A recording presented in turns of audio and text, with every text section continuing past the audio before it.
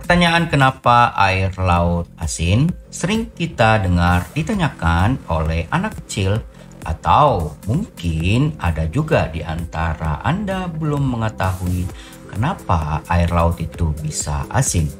Simak penjelasan singkat ini ya. Jangan lupa klik subscribe dan aktifkan tombol loncengnya.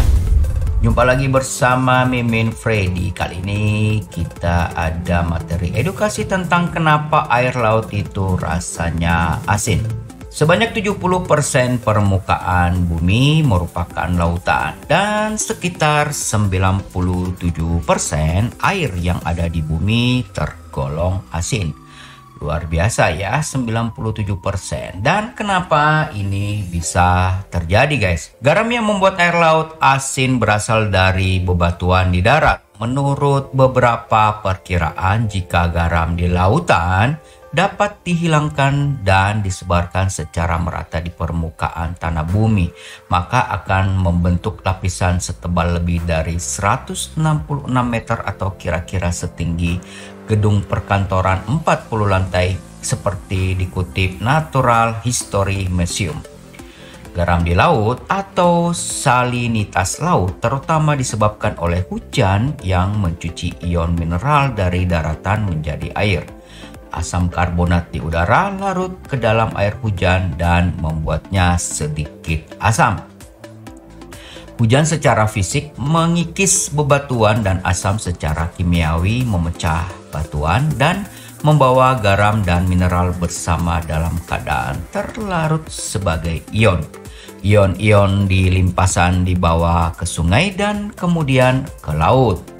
Banyak ion terlarut digunakan oleh organisme di laut dan dikeluarkan dari air, dan lainnya tidak digunakan dan dibiarkan untuk jangka waktu yang lama, di mana konsentrasi mereka meningkat dari waktu ke waktu.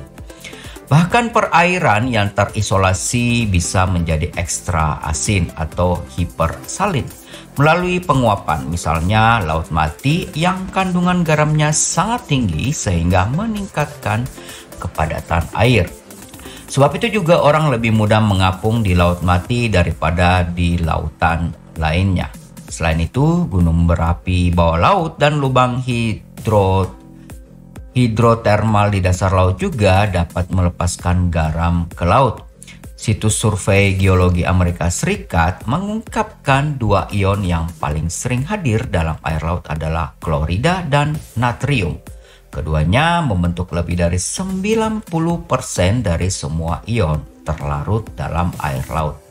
Konsentrasi garam dalam air laut sekitar 35% per 1000. Dengan kata lain, sekitar 3,5% dari berat air laut berasal dari garam terlarut. Dalam 1 mil kubik air laut, berat garam natrium klorida akan menjadi sekitar 120 juta ton. 1 mil kubik air laut juga dapat mengandung hingga 25 pon emas dan hingga 45 pon perak. Sebagai informasi, 1 mil kubik mengandung 1 miliar galon air. Luar biasa. Tulis komentar Anda di kolom komentar jika ada sesuatu yang ingin ditambahkan atau mungkin ada sesuatu yang mau didiskusikan bersama yang lain. Dan jangan lupa dibagikan agar makin banyak yang mengetahuinya. Dan jangan lupa dukung kami dengan klik subscribe dan aktifkan tombol loncengnya. Sampai jumpa.